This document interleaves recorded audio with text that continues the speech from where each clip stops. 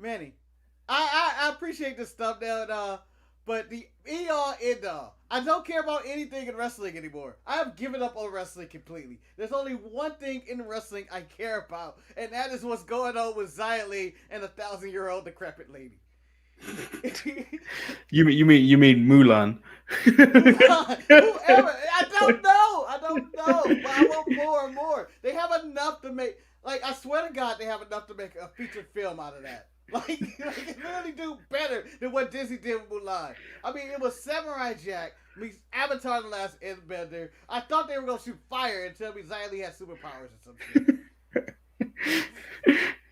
Oh, I do love our conversations about Xia Li. Yeah, and I don't know how Boa even fits in this story. He doesn't. He doesn't. He's just there, and that's all we need. He's Asian almost. No, he's not. You can't put respect on Omos's name. How dare you disrespect Omos on Black History Month? Okay, who's going to be the better wrestler, Omos or Shaq? At the end of the day, Omos. How dare you? How dare you even suggest Shaq? How dare you? So disrespectful to not even Black Lives Matters, to Black History Month. Nothing. Shaq didn't make no history. He was a Laker. That don't count for nothing. For nothing. That's like being in Bullet Club. Everybody's eventually a part of it. I'm Shotzi Blackheart, the ballsy badass, and you are watching the Untitled Manny and Marcus show. Remember to like the video and subscribe.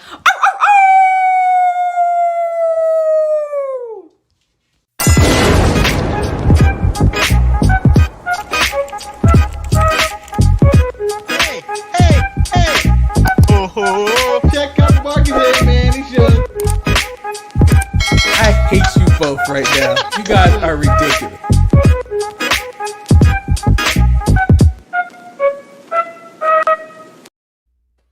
Hey, there's Billy Kay, the unofficial wrestler of the Sharpshooters channel, and black ass Tony Storm.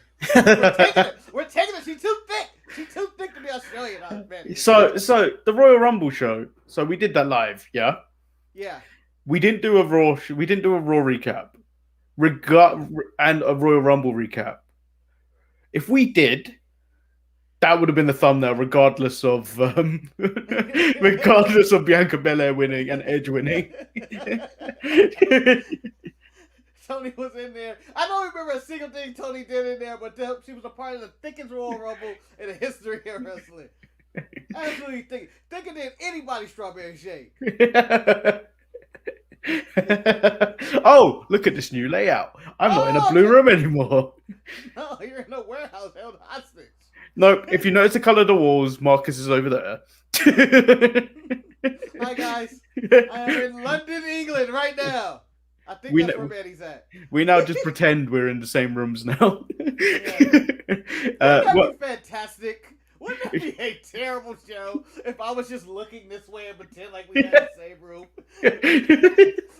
And then we'll like pass each other drinks. Manny, can you hear me a Coke? And then you'll pull a Pepsi. Why haven't we done that yet? I don't know. Why haven't we done that? We're in the same room, everybody. All right, let's do the intro. Let's do it. I've forgotten how to do it. Welcome to the Untitled Manny and Marcus show. I'm, of course, Lord Manny Hayes, and I'm joined by Marcus, the grand finale. And the DSPN heavyweight champion, wielder of the 22 kilobytes of gold. Well, you won by disqualification. Hey, not disqualification, forfeit. Winning is winning. It's not whether you win by an inch or a mile. Winning is winning. Eric said your mic is low. What? But it doesn't seem to be bothering me. Like, I can hear it. Fine. Dang. Well, maybe his speakers are low. Now conscious. Whatever. I'll get louder. He'll be like J-Lo and Get loud. I can't even think of it. Yeah. Guys, this is the new J-Lo right here.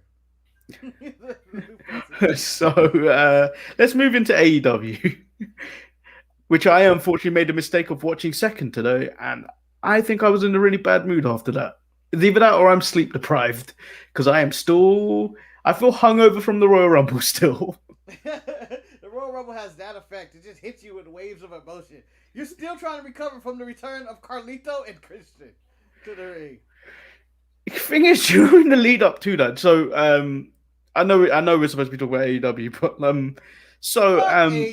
Let's hear this. Carlito was supposed to be at the Raw Legends night. Yeah. And because he cancelled, because they were just gonna use him for like a cameo, and that was it. Whereas realistically, he wanted to wrestle and stuff. Yeah. So there was loads of memes going about like Carlito was the greatest wrestler ever. in the mid card. It's not even the mid card mess. It's from the account I post from in the mid card mess where I share it from. Yeah. They went wild with the Carlito memes, and then now it's gone more like Carlito in 2010 to like Carlito now. It's like, whoa. The dude is jacked. I'm a conspiracy theorist that he showed up to Legend Nights. Vince saw him and went, "Oh shit!" this man, like Carlito just walked in with his shirt off, eating an apple, and Vince was like, "Wow, you used to work for us." Hell yeah, you're gonna be used every day. But on the real side of that, if it's true that MVP brought him in and is trying him out for creative and whatnot, MVP is still the MVP of 2021 again. He's just getting people hired from 2010. All the people who were underused back in 2008, 9, or 10 or whatever, come on back. MVP got you and he's putting you in better roles. Chris, that's disgusting. I've wanted to spit in several people's faces, be they cool or not. That's Carlito's way. And now he's a picture of Bianca Belair. That's fantastic. Yep. So AEW kicks off with a tag team battle royale. I had a problem out the gate with this. I don't like their little stage. No, I hate it. You can't do a battle royal with that stage because you don't know if the stage counts as the floor. Yeah. So there was a bit in it where Nick Jackson jumps over it and then looks like he lands on the apron, so he's safe because he slides right back underneath it. However, like his brother gets thrown out of the ring and he lands on the stage and then he's out. It just doesn't make sense. Yeah. Like you can't do that for a battle royal and break all rules. And see, that was your breaking point. I noticed that and I was frustrated with it. But my breaking point was seeing 3 different teams of the inner circles in there after we have settled that there's only going to be one tag team in the inner circle that goes for the gold. That was the part that angered me the most. That they're all in there. And then that Sammy Guevara is upset that Jericho and MJF won, even though they have already established that they are the tag team. Sammy Hagar is not a thing. It's over. Yeah. And then I spent a good portion of this wondering why FTR wasn't in this match. We learned that later in the night they were suspended for their antics last week. People did less. I felt like Jon Moxley killed a man at one point. Yeah, and then to prove that they are bad people, they kidnapped Marco Stunt, and with no explanation. Yeah. I really hope that's the end of Marco Stunt, and they wrote him off, and he's dead. So if they were suspended before, Manny, they have to be fired now, right? Yeah. And then my main problem with this is, I know I'm skipping all around through this show, was that Team Taz was also suspended, but granted an AEW microphone and a camera outside. No, they weren't suspended. They were just banned from the arena or the building. Whatever the case may be, I don't understand the strategy. I thought they were suspended, but I was like, they got suspended and they gave them a microphone and camera? Keep them on TV. So we move into the next segment, which I recalled the Hoodlums with Tony Schiavone. He's hoodlums. So we learned that Darby Allin's next title defense is against Joey Janela. Why? Why? Joey Ex- Janela has had 317 different TNT title defenses. Whether it's Cody, Brody, and now Darby. Why do you have to go through Joey Janela whenever you become that champion? And then, so obviously you've already picked up on the Team Taz being banned from the building, but they sent a message that they are going to be up close and personal watching Darby's title defense next week. And then Ricky Starks implies that Sting isn't the icon anymore, and playing with Darby will only get him hurt. Sting is going to have Darby's back next week. And then what I like to call this new segment, Manny's dumbest line of the day. No graphic? I don't have a graphic. Man, he's dumb. I feel like this new segment of Manny's dumbest line of the day will only show up this week, and then 5 weeks from now it's going to be back. Yeah. with Manny's dumbest line of the day. Which the Sting says, Ricky, when you say you look in the eyes of the Stinger, you don't see the icon anymore. Long pause. Maybe you need to take a closer look. Marcus. Yes. I know that's an old man named Steve Borden. He ain't no icon anymore.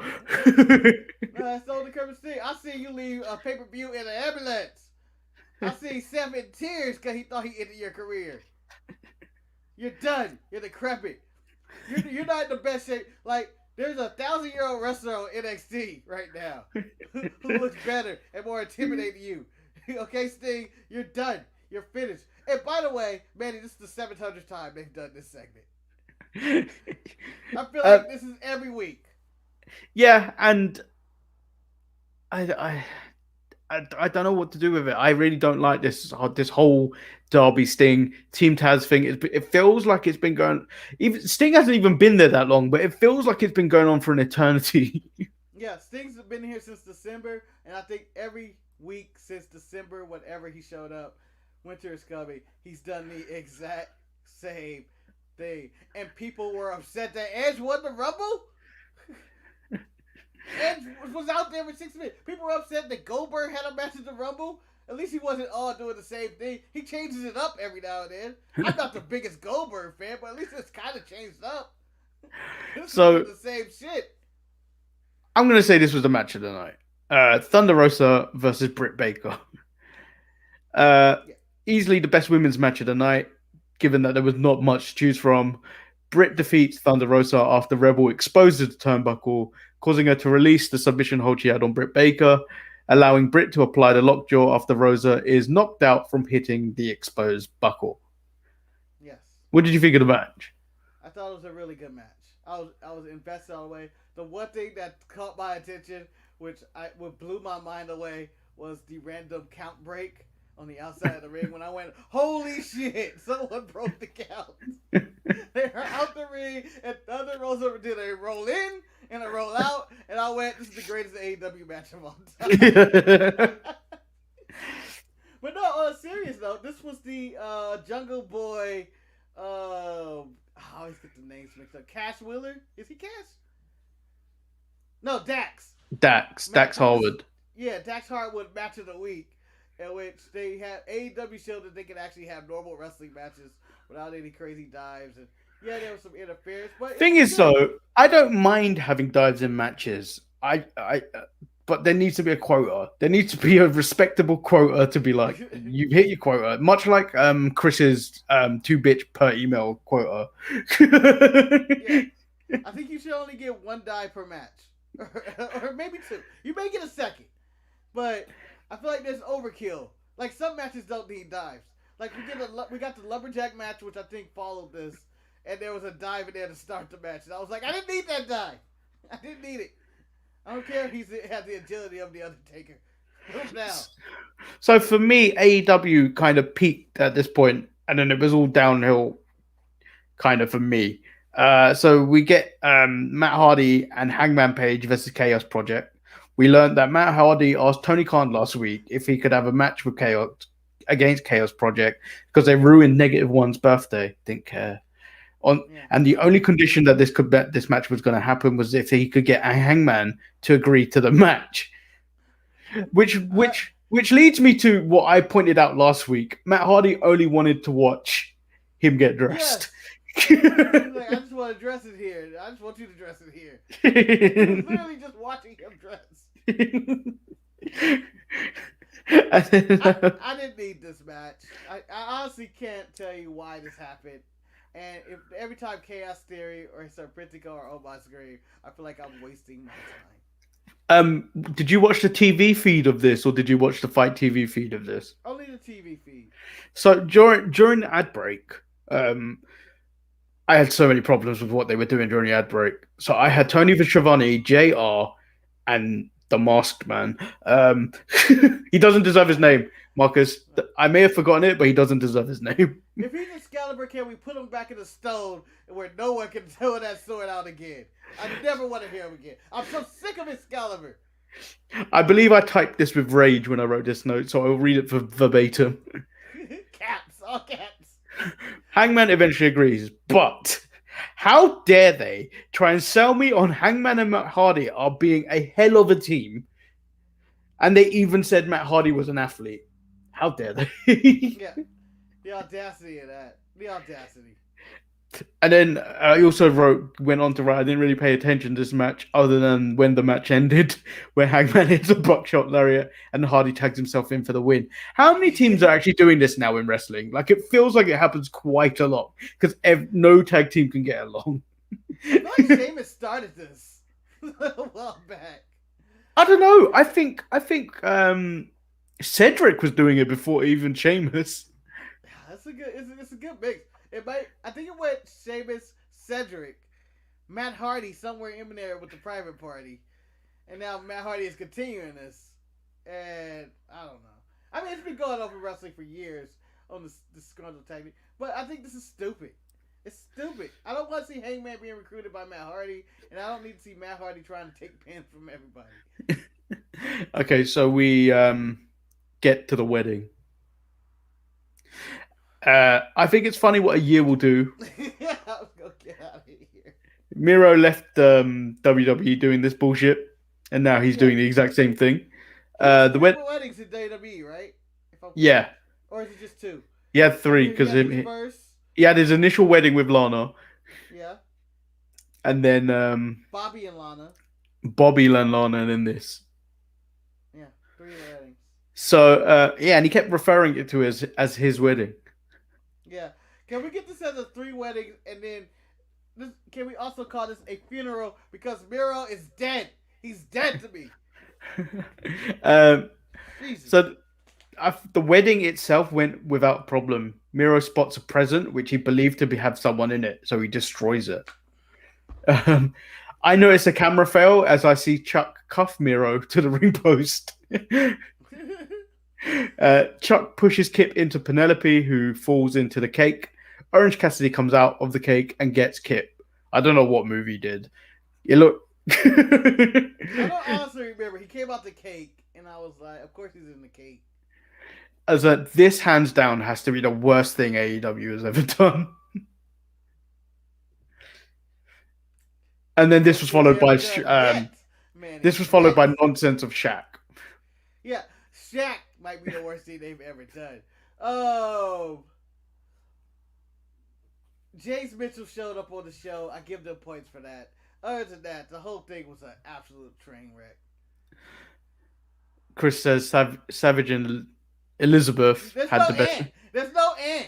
This is Savage Liz. That could be anyone. That could be Liz from the streets.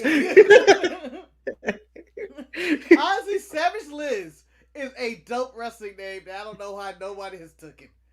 No, I found a really good one the other day. Yeah? Hi, I'm Manny, the foreign object. Just be like this. Yes, another foreign object victory. A victory because of the foreign object. And then, like, inside, like, I'd have a coat, and then inside I have multitudes of, like, foreign objects inside the lining of the coat. Copyright it right now, Manny. Copyright that shit right now.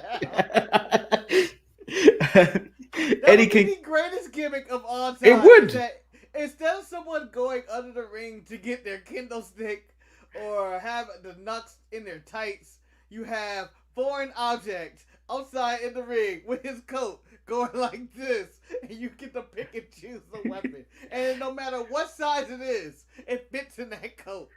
He just pulls out a steel chair out the coat. Like, how's that even possible?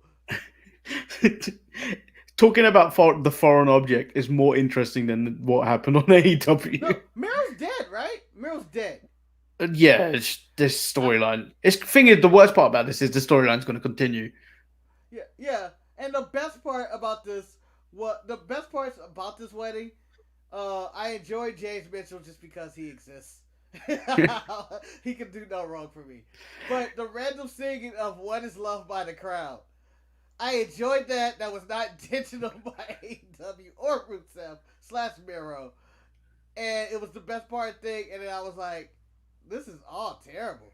Yeah, it was bad. So I'm thinking Chris said this in relation to the foreign object. Manny sounds like that pimp from Good Times, Lenny. Just to clarify who that pimp was. I said that with disdain as well. I know. You remember that pimp from Good Times. ... Lenny. So we get this followed up by an Eddie Kingston versus Lance Archer Lumberjack match. The one thing done correctly about this match was the Lumberjacks did their jobs. No. However, I was under the understanding that they could do whatever they wanted outside the ring. They could not get in the ring when the bunny got in the ring. Yep. Surely that's a disqualification. Nope, they said it's no rules. But, however, in the contradictory way of AEW, in the lifestyle they like to live, a table was brought into this match. The referee was looking at them bring the table in. I believe Eddie Kingston, I think it was him, pointed to say, hey, this Lumberjack is getting on the apron, in which the referee goes and says, I'm distracted. And they use the table spot. The referee turns around, sees the table in ruins, broken behind him. JR on commentary, and Excalibur says, no DQ in a Lumberjack match. Just to reify that they don't give a fuck about any rules of any match. If that's the case, with the bunny coming in and the table involved, why didn't everybody just get in at any point in the match? Yeah. So El Luchador said, the live crowd is needed back in wrestling really bad. I don't think it does. Like, WWE kind of works. Like it's the first time Vince McMahon can control an audience the way he wants to. Whereas like AEW, I think AEW is where it's affected more. Yeah, they have their crowd. And I'm curious if they did have a crowd, how the finish would have went over. Like, I know who Kenta is, and I know most people who watch AEW know who Kenta is. But the Kenta fan kind of go like, people who would just be there. Can you say his name properly? Because his name is on it in all capitals. You've got to yell it. Kenta! So obviously, the Kenny Omega and Good Brothers versus Ray Fenix, PAC, and Moxley. This was it was a pretty good match, but again, like last week's main event, all spots. Manny, I have a question for you. How about that dive? Yeah, I saw it.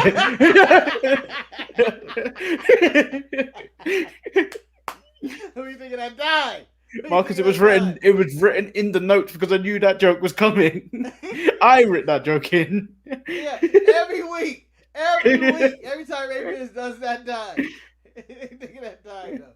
He dies. Okay. He grazed him. He grazed Machine Gun. On a scale of Jeff Hardy's prime Jeff Hardy poetry in motion, he may have landed that move.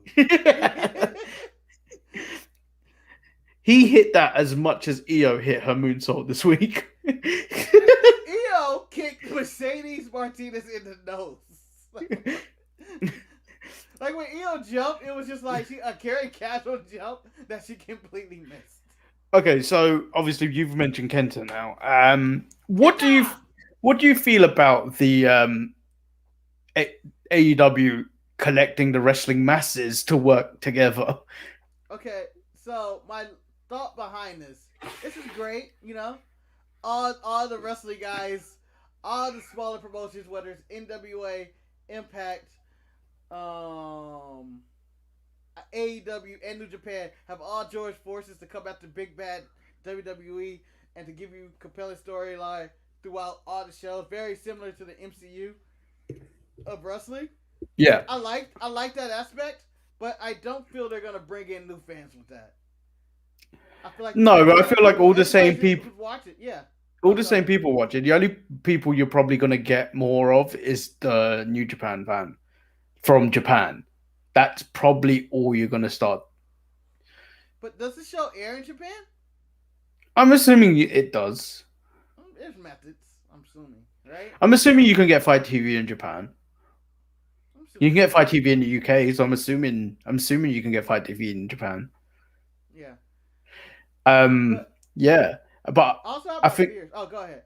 I think eventually you're gonna run into the problem already, like where they let the Good Brothers do whatever they want last week, and then we find out this week that their match last week was heavily edited because of all the dick jokes and marijuana jokes. But I was just like, it begs to question, first of all, why do people give their people so much creative control? Like I still feel like you need to bounce off the idea and be like, hey Marcus, I want to go kill someone live on stream. Can I do that? I've got creative control. Manny, I want to say, I don't know if that's a good look. I don't know. And See, it would grow in the views for sure. For sure, it's a nice decision. We will get as many views as we've ever had in our life, but the show would be over. Yeah. See, these are the types of conversations they need to be having with people to be like, I don't know if that's really going to work. Manny, I'm going to jack off on air. How you feel about that? Save it for your OnlyFans. You'll get more money. Done. See, business is done. This is how we do business over here at DSPN. By the way, subscribe to our OnlyFans. Coming soon. Real soon. Spelled, C-U-M. Oh. But here's my main fear about AEW being the Bullet Club show, basically.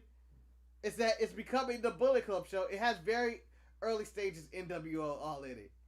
Yeah. There's so many members of Bullet Club. And I feel like all these other guys, whether you're Ray Fenix, Darby Allin, even Cody, who's I think a member of the Bullet Club, but they don't ever He was. Yeah. They never associate him with him, but whatever. They have all these people who are going to just end up taking a backseat because all the TV time is going to Bullet Club.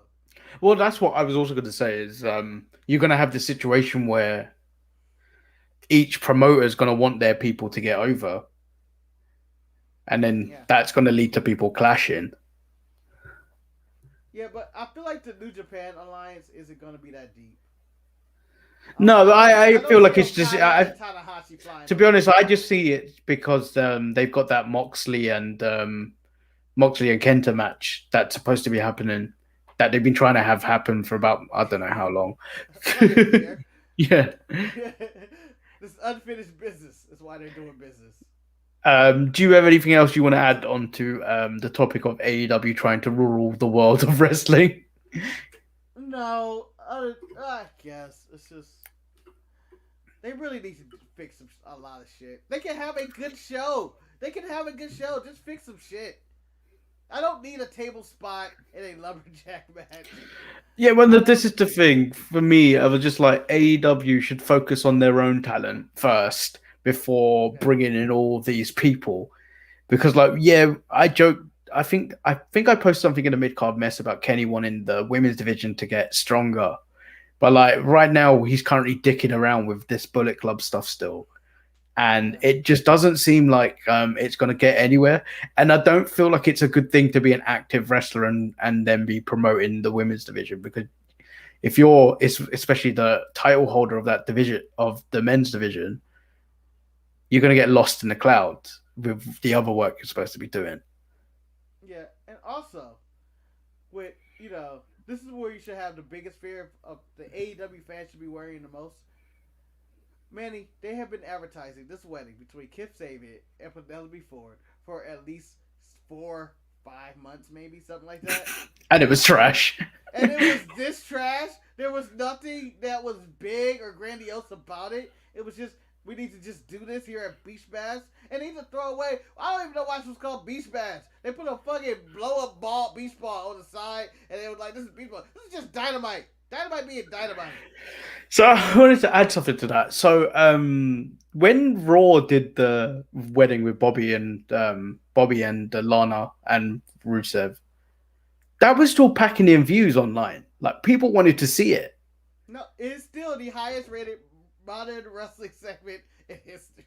Yeah, and I don't think AEW would ever get anything like that, because I honestly feel like AEW fans did not enjoy that either. No.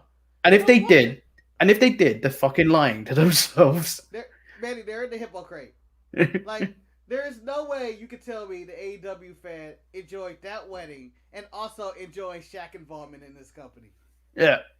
Because that same person is, if they enjoy Shaq, they are currently criticizing WWE for using someone who's younger, Bad Bunny, on their show involved in a middle ground storyline. They're not using Drew McIntyre with Bad Bunny. They're using this as a mid-card act. Yeah. So I've got a few questions from Chris. I don't understand this word, by the way, but he says it quite a lot. When did you... Bammers? Maybe want to call us boomers? Okay. Start doing live watch-alongs for pay-per-views. We did it because of Royal... It's last Sunday. We did it for the Royal Rumble. Not too sure if we're going to be doing it all the time, but I presume we're probably going to do it for WrestleMania. If Maybe. All of us can get the time off. Yeah, I know for sure I'm not going to work that day. They will have to fire me on the spot. I will quit on the spot if they make me or I will be watching WrestleMania at work, live streaming it.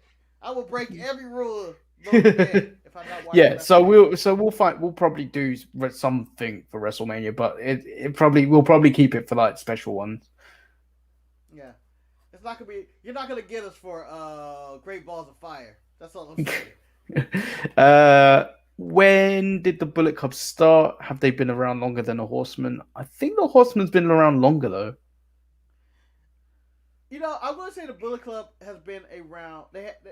The Horsemen is old as shit, basically. Just that's old stuff. But combined years together, I'll say Bullet Club got them in years. I think because the Bullet Club was originally created by Finn and Tama Tonga and Carl Anderson. Like, I want to say almost 10 years ago, somewhere around there. So. And then obviously El Lucha Talk said Bullet Club's been around for like 8 or 9 years. Too sweet. No, I'm not gonna do it. I'm not giving in. Isn't Roman's cousin a member? Technically, somehow all Samoans are somehow related. Very loosely, but somehow related. Tama Tonga and Tama Loa, I believe, are Roman's cousins. But, the blood, they're all over the place. It's the bigger faction. And then he'd never heard of Bad Bunny till the pay-per-view. Neither did I. All right. I guess maybe he's a West Coast kind of guy. Maybe because I live in a more, Hispanic community, I guess. Yeah. This dude's a platinum selling artist. He's all over the place. So he's to spot a Pitbull one day. He already has in WWE. Yeah. Well, Pitbull Flow Rider took that spot for Pitbull. Who is now the heir apparent is now Bad Bunny. The heir to the throne. So, by the way, 2 WrestleManias back to back in Florida. Flow Rider is not going to be at either one of them. They are officially done, guys. He got future endeavored. So we move on to NXT, which kicks off with Dakota Kai and Big Mama Cool Raquel González versus the Kacy Express. Do you know what worried me out the gate from this? I said it last week. I thought there was an upset going to happen, and then there was a little box promo from the Kacy Express, which worried me even more. That makes you believe they sold you on their winning, did they? Yes, they really did. That's so great. That's so great. That's pro wrestling, Manny. They worked you. All right? They worked you. They have no chance. I was worried too. I believe Raquel and Dakota, be it men's or women, may be the best tag team in all of WWE. And then, so the match seemed to have had sloppy for most parts due to the Kacy Express, but it could have been down to the two women not having any real in-ring chemistry. There was a bit in this match which I found hilarious. So, when Raquel caught Kacy and then threw her back in the ring, only to have Kayden Carter like berate her while standing on the steel steps, like she wasn't meant to do that. How dare you catch it? Now we had a spot, damn it. And yeah, like it happens. She catches it, throws her back in the ring. Kayden Carter like, what the fuck? And then Raquel gives her the hands too. It's like, this is what's going to happen. There was no choice. You ruined that great spot. That was a dive of dives. And then that Kacy moonsault arse splash looks so dangerous. And then it was back to reality for the Kacy Express. Back to being not on TV. They'll be back. And next time, Manny, they're gonna win. But I'm gonna tell you this. You would rather have them go through than Ember Moon and Shotzi Blackheart. Yes. Who have yet to show up in a Dusty Rose Classic on TV, but only on 205 Live. So we get the next match, which is Austin Theory versus Leon Ruff. I've already written a question on my notes. Okay. And it's specifically for you. Oh. What's more questionable, Marcus, in terms of entrances? The Ever-Eyes slide into your partner's armpit? Okay. Yeah. What would you call that? The duck and slide? I don't know. The musty shack? I don't know what they're doing. I don't know. They don't even do it anymore. I don't want to talk about Ever-Rise ever again, okay? I don't care how many times... Marcus, they do it. They just don't really have entrances. They get the jobber entrance. And, or the Austin Theory stand and pose while Gargano slides out from behind him. Surprise! I'm in favor of the Theory Gargano entrance because, one, Johnny is extremely small. I did not know he was back there. I knew something was wrong. Something was up. Because I was like, either Austin Theory has got bigger and just have developed more muscles that I didn't know existed, or there's someone standing behind him. I didn't put two and two together because I felt like I was like, oh, it looks like Theory has a different, the same but different entrance. And then, so we normally point out refereeing mistakes in regards to AEW. But during this match, when Leon Ruff pretends to be struck by Gargano, surely that should result in a DQ, not just if the referee believed him, not just sending Gargano to the back. Well, you know what? In the ref defense and in NXT's defense, he didn't actually see him hit, and Johnny was doing all types of shenanigans in the back. So... I can see how he could throw about the cost somebody a match because you thought you saw something, because someone may be saying something. It's out of line. So all those Eddie Guerrero victories by DQ should be null and void. By the way. So Theory picks up the win after the match. Yeah. So Candice and Indy came out, and then they're taken out by Broken, Ember Moon, and the lovely Shotzi Blackheart. Who's strapped with the worst situation ever. It's like she's in jail and she got a bad cellmate. Yeah, and then obviously Theory picks up the win after the match. Theory wants to use the ring bell, but then is stopped by Dexter Lumis, who takes a clump of Theory's hair. What do you think he's gonna do with the hair, Marcus? Snip it over and over. I'd clone Austin Theory. That man's got genetics. He's got good genetics. Do you think we're ever going to get a clone gimmick story in which that's Austin Theory's clone? Like he comes out, he's just like this. Maybe if we get another set of male twins. Ooh. The Gemini. Yeah. And then Gargano later in the night puts over the Way, but learns that he'll be defending the title against Kushida at TakeOver. He tries to see Regal, but only finds Kushida already in the office, and they brawl. I feel like Kushida needs to stay on the arm. He was just politicking. He had no reason to be in there. He was trying to get that trade. He was trying to get that trade to fight Kenta. Kenta just showed up on Dynamite. Can we go to he's probably negotiating with Regal. Can we show up on Dynamite?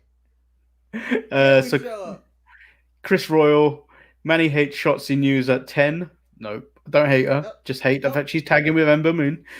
Okay, so this is what I interpret from the Manny Shotzi Ember Moon situation. Imagine two people are in jail.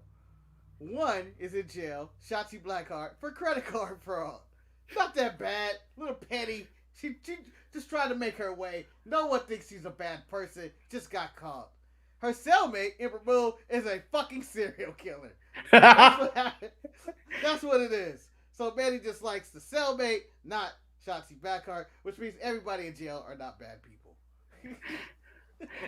Chris said, Ember isn't the worst partner one could have. At least she sticks around for the match. That is true. Yeah. She may plead with injury, though. She may be the worst. She sleeps with injury. So we get to both mine and your favorite parts of NXT. The mystery lady is called Tian Sha, or what did you say? Tian Sha. Tian Sha. And 1,000 years ago, she was called Mei Ling. Tian Sha. Tian Sha, attorney at law. And then Mei Ling had to learn to recapture the throne by learning I don't know what, voodoo from a dragon. I thought it would make love or get married to the dragon. I don't honestly know what the story was talking about. And then she took the throne from her brother, and then had to become she despised. She had to instill fear into others. Yes! Yes! Billy's stories make no sense. Everything's going good, but then she had to become evil for no reason. Other than this is the only way things can be done. This is America. Ah! Mark! So why is he back in wrestling now? Why in the world of pro wrestling? Because she had to instill fears in other people. Oh, yep. There it is. There it makes sense. So I didn't really write any notes about this match, mainly because I probably didn't remember it. Legado del Fantasma versus the Lucha House Party. This was a good dive. This was their equivalent of the Spot Fest match. But I think I like this Spot Fest match more. They stay within the rules. I honestly didn't know who was going to win, considering that Lucha House Party wrestles on every single show. At any given time can win any single match. If The Miz ever cash in his Money in the Bank, Grandmaster Lee can always declare that himself the number one contender because he has a clean victory over The Miz. So, I enjoyed this match. I was happy to see it. It was good. I really enjoyed this. And then, so we move into the thumbnail segment, which is Pete Dunne, Finn Balor, and Edge. Pete Dunne says he's done waiting, which is why he snapped Finn's figures last week. Finn announces it will be him and Pete at TakeOver Vengeance Day. I don't like that name, by the way. No. Why not say Valentine's Day Massacre? Who owns that right? Does Vince not want to cough it up? Like, nah, that's mine, son. I'm going to use it on my pay-per-views. Not yours, mine. All right, Hunter, you better come up with some bullshit very quick.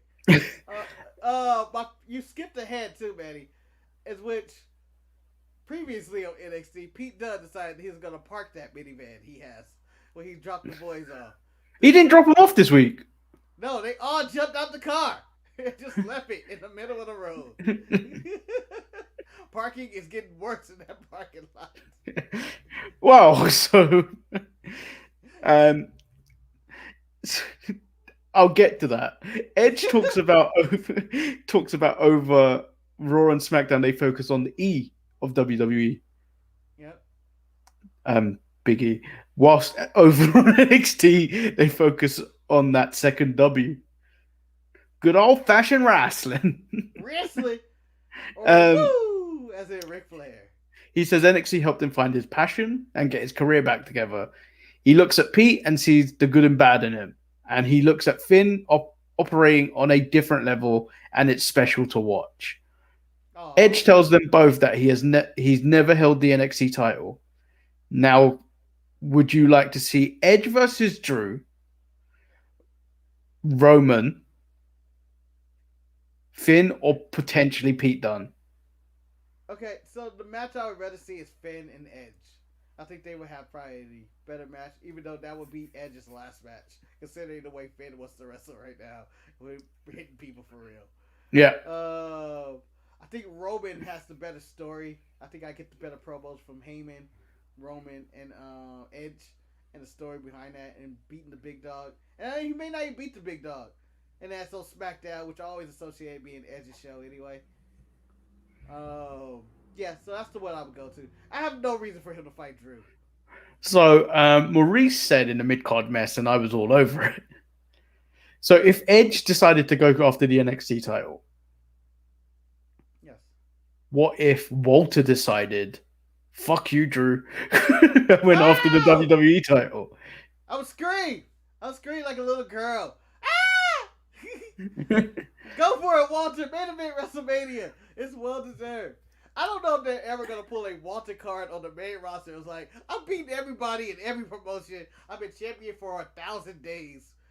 Which I think he's going for, it seems like. He's on pace. He has what? So I finally watched that Walter versus A-Kid match on NXT UK from about 3 weeks ago.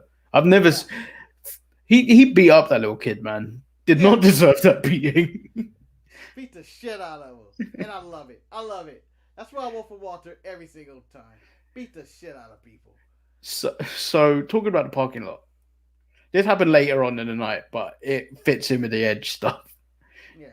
Edge says goodbye to some. No, he fist bumps Bronson Reed and then leaves into the parking lot. Yes. I was hoping an incident happened. But I was thinking the incident was going to happen because there's no reason why to go to the parking lot. What? And then, I don't know why he's leaving. Your wife, you're going to leave your wife? You guys aren't going to carpool? I believe you guys showed up together. And then he is accosted by... going outside to smoke. He was then accosted by Karrion Kross. Yes. And this is telling him this is the most important decision he's ever going to make. And yes. Sounding like a wise wizard. And that he's going to get back the title he never lost. Yes. And I enjoyed probably this Kross stare down with Edge the most of all the people he ran into. Because Kross looks like the $1 million superstar. Has he delivered in the ring? No, not really. But every time he does something, I feel like there's money. I feel like there's money to be left on that table. Thing is, I don't even think he's as over as we think he is. I think his wife is more over than him. Shut up, Manny! Shut up! Well, she is. I know. It's both of them. Shut up, Marcus. If I opened a book and fire came out, that's the most important thing ever that's happened in his entire run, and that wasn't even anything to do with him. That was all Scarlett. It could have been his plan. He could have been in the background. Hey, can you put fire in that contract? Do your powers. Do your powers. Use your powers. Use your powers. Come on, I have none. I just fight. But Kross, every time I see him with anybody of size, he needs to leave. He needs NXT to become a better wrestler, I think. But he also needs to be on the main roster. He is the most main wrestler I have ever seen in my life. So Edge said he wants to work with Walter. Beth better tell him no. Walter will break his neck. He will slap him so hard Christian will retire. And Rhino. Rhino. Oh, and Beth. Beth will be off. Beth will leave the commentator table again. She will leave. That's how hard he was slapping. He would just go, well, I'm going back home and doing this from home. Because he's slapping the shit out of people. So Tony Storm is interviewed backstage, says Io has been untouchable since joining NXT. However, not to Tony Storm. No one can stop her because she is on top of her game. So we get Tony Storm versus Jessie Kamea. Nice to see the Robert Stone brand back on TV. Jessie Kamea is now part of the Robert Stone brand. No mic time. I was hoping they got mic time. Yeah, I was hoping that too. Match never really got started as Mercedes and Io both got involved. Io barely hit that moonsault to the outside and nearly, I think, broke Mercedes Martinez's nose. Yes, her boot landed straight on her nose, and you can just see her hold her nose from the outside, like what the fuck. But it was what it was. I enjoyed the part where Io was just watching the fight, but then after that, I was like, that was a bad moonsault. So, good news for Eric. Grime Time is back, and they're going to the moon. Wait, when was that? I didn't see this. You didn't see the package for Cameron Grimes? No. Yeah, he's back next week. Oh, great! That's great. I missed this package completely. So we get this horrible. I was honestly thinking, if there was a person that Edge was gonna run into, it would be Cameron Grimes just to get speared. And he was what did you think of? What did you think of the NXT Cruiserweight match? It was solid. It was okay. I was more intrigued about Scarlett hanging out, watching on, looking on, and Big Joseph not noticing her the first time. What do you think my first notes about Kurt Stallion was? Who? Generic. I don't know. What you got? If I cut Kurt Stallion's hair, spike it up, he would look exactly like Zack Ryder. He even had the jobber entrance as well going into a title match. Yeah. You have now compared him to vintage Heath Slater, one-man band Heath Slater, and now Zack Ryder. I don't think you have a high projection for his career, Manny. No, I don't. I think you don't feel he's going anywhere. And I think I can agree with those sentiments. He had a small promo in the back where he was casually leaning on the ramp talking about, I'm Kurt Stallion and I'm going to show you how we going to do things in Texas. And I'm like, whatever. You mean nothing to me, Kurt Stallion. Nothing. Yeah, I didn't really care for this much. I think it should have stayed on 205 Live. Yeah. And the only reason it's featured is because they want to feature Cross and Scarlett and this Legado feud. Yeah. And so obviously Santos Escobar, once winning the match, was greeted by Karrion Kross, who took out his boys, and then tells Escobar he's going to give him time to think about the inevitable, which sounds so evil. Yes. Like, you're going to die. I'm going to kill you. Now the question is, if I am Santos Escobar, I will constantly say I'm not fighting you until you make weight. You're not 205. You're gonna have to make weight. And I would like the storyline of that Cross stands on the scale and it's like 204. Which is an interesting story which is going on NXT UK, which is basically what you've described, where Trent Seven wants to challenge what's his name? Jordan Devlin. But Jordan Devlin told him, you're really gonna make the weight. Yes. I enjoy people trying to make weight for a cruiserweight title. I want that. It's so difficult to do it like real fighting, and I feel like it's a nice added to in professional wrestling. Even though I don't believe they're gonna have a title match, but this is the final test for Cross. If he doesn't have a good match with Escobar, I don't think he can do anything. Yeah. So we get into the main event, which is Undisputed Era versus Timothy Thatcher and Tommaso Ciampa. I thought it was a really good match, good back-to-back. In the match, quite a few near falls with Thatcher and Ciampa picking up the win. Felt feel like the right team won. I really like Thatcher and Ciampa as a team. They are the ugliest tag team ever put together, especially in their moveset. Just kind of grinding and beating people, especially with Tommaso not shaving his hair. Like, I don't know what he's doing. Just shave your head, man. But I thought it was a really good match. I enjoyed a lot of the bits with Strong and Thatcher, and it was back and forth. It was a good tag match, worthy of the Dusty Classic, whatever that means. And the right team won.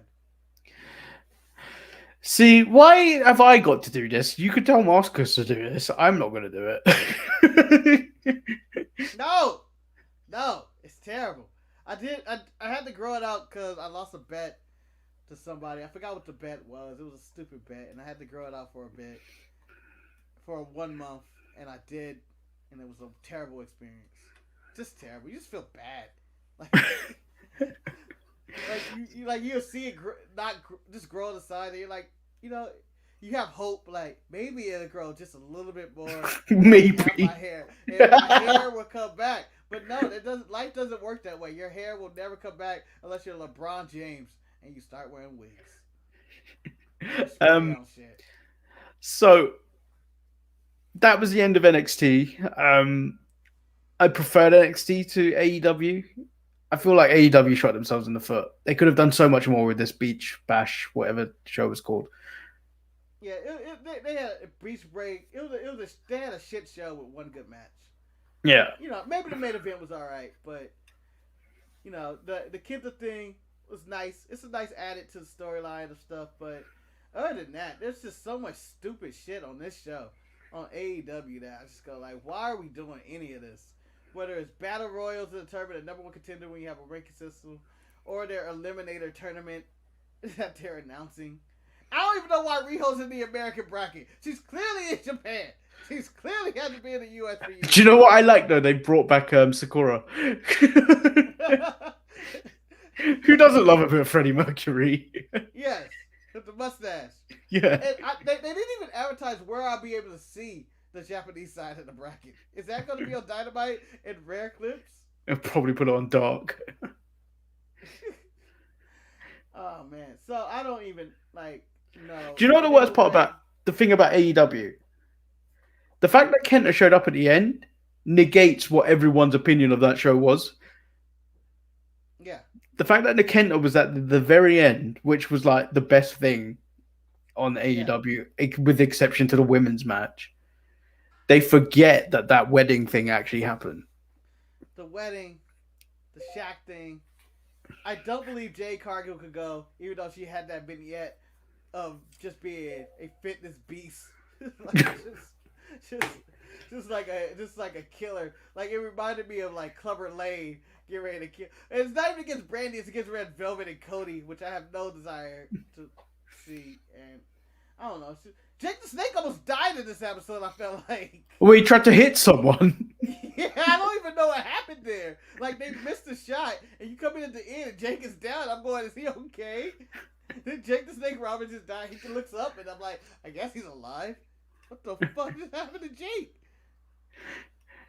So that is the actual end of the show. Remember to like the video, subscribe if you're not. Hit the notification bell.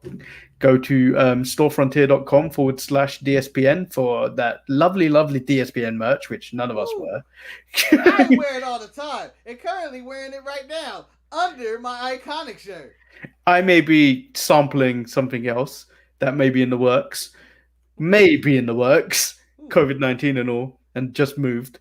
Give me some time. And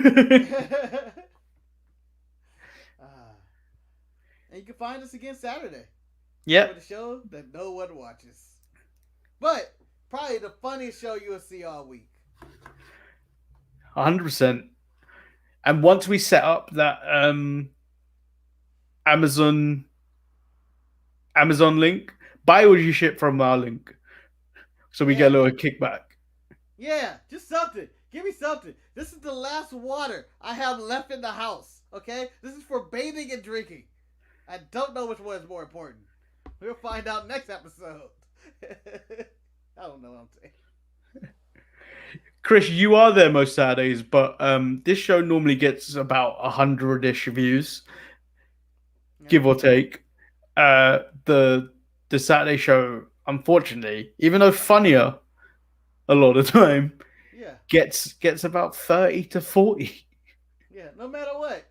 In fact, I'm shocked that the Royal Rumble Roundtable continues to get, or review live watch along has more views than the Saturday show. Like, it's at like 61, even though that was done live and happened in the moment. Yeah, and it was 4 hours long. Yeah.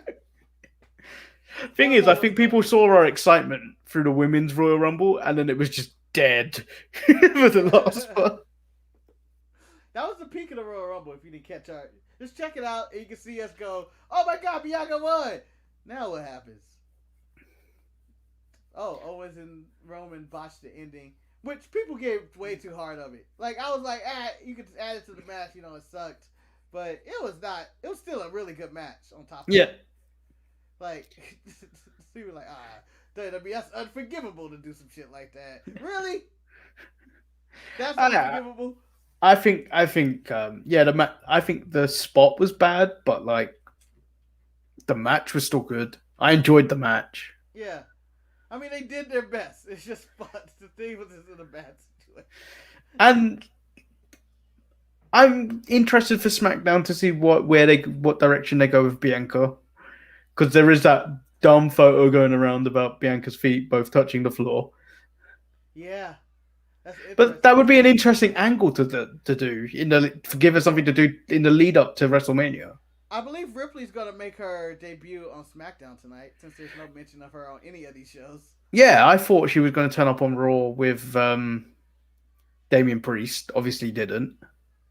Yeah. So, do you think Rhea Ripley comes out and make us like a big deal over it? It's like, Bianca, both feet touch the ground. I'm beating you all through your career in NXT, and how dare you come here and give a title shot?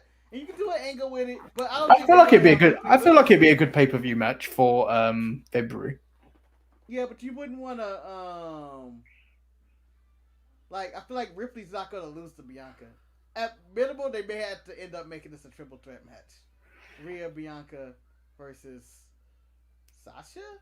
Maybe, but I think you do that to cover up some of Bianca's limits. Yeah. Like, she's not severely limited. It's like she's kind of greenish, like she's new to the role. Yeah. And if you supercharge, if you strap the rocket to her straight away, this could be a bad run for her if she still hasn't got like the proper basics down. I mean, yeah, and there's several things that you could do. You can basically put the final women who are in there in the elimination chamber, and the winner goes to WrestleMania. Yeah. And you just have Bianca win that again. Or you could say they both won, and one can challenge. They can challenge whoever they want. Rhea could go challenge Asuka, or whoever's the women's champion at the time. I don't think it's gonna be Asuka. I feel like she's on a downward spiral after being pinned by Naomi this week. That's the low point of everybody's. Oh wait, that happened this week. Oh, I didn't get. Raw. My attempted of watching Raw 3 times has not. I have not got to that. I did get that. It went, oh, why? Are we going down this route? Okay. Maybe. Well, the Asian women's champions are not doing so well in the American companies right now. Io hasn't lost. That's what she got going for her. Sheeta's terrible. Sheeta's not on TV and isn't even considered the real champion. Wait. A picture of Sheeta was on TV this week. I respect that picture of Sheeta. I don't understand why Sheeta doesn't have any type of storyline at all. She's just existing. Like, they have this tournament, Eliminator tournament, which, again, makes no sense. But Sheeta has nothing involved in that at all.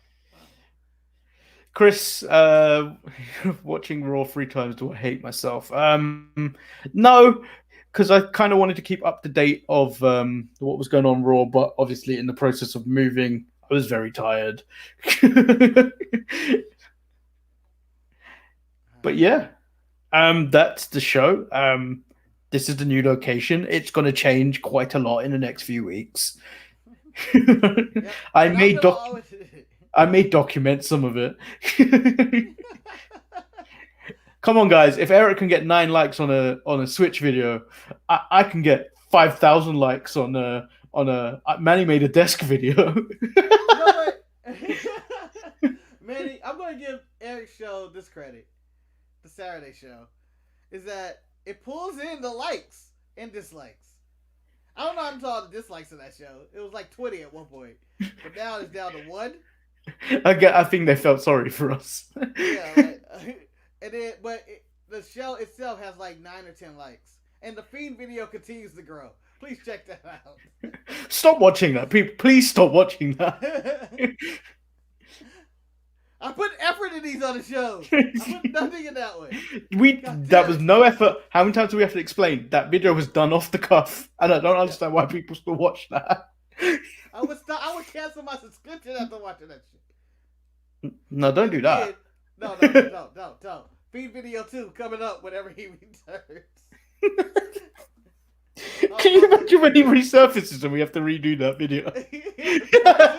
Nice to be back, Mr. Feed. I was so polite in that, and everything. You are a real broadcast journalist. Well, I would hate to see if we got a real guess at how Manny would act. well, there's also one thing as well, Marcus. When you're at work and you're down to deal with a crazy person or someone of supernatural being, like the Fiend, Yes. you have to be nice to them. Yep. Because that moment they snap, they'll remember you. Alexa may teleport herself into your room. Just imagine someone walking around with a gun, with a shotgun at work. It's like, hey, you. Oh. Thanks for being nice to me. Woo. Leaves you alone and kills everyone else. Now, how would you feel in that scenario, man? I know we ended the show. How would you feel? Maybe that's a question for the next show. We can tell me. How would you feel to be the guy to have to survive that was like, yeah, he didn't do anything to me. He liked me. Like, I feel like well, I'm gonna show up to work the next day. Like, hey guys, look who's the good guy. It's like, Jill got shot. Jill got shot. You thought she was the nicest person in the office. She still got shot. Dude liked me. I'm a real saint. Chris just said that he's one of the most liked people at work. You want to spit on a few people. Yeah, I don't understand why you... You're talking about spitting on people in a pandemic. Wait, except that one, well, you know, Manny banned me from saying that word. I didn't ban you, I put a quota in it. Quota. And on that note, that's the end of the show, guys, and we'll see you on Saturday. Hey, nice. That is nice. The best part about that spot was the fact that she held out her hand while Tony Storm still walked past her. Yeah, looking in a complete different direction. And she killed the Royal Rumble. Billie Kay killed the Royal Rumble for the first opening half of that Rumble till she got eliminated. She owned the Royal Rumble. She was like the complete opposite of what Lesnar did in the 2020 Royal Rumble. As he faced everybody one-on-one, she just walked over, greeted them nicely with comedy and joy to try to find someone to team up with, only to be rejected and walked back to the announce table. The Shayna one was the funniest one when she punched the resume. Yeah. Good time. Oh, Billie Kay, what a great performer. The Santino of this generation. Yes, by far.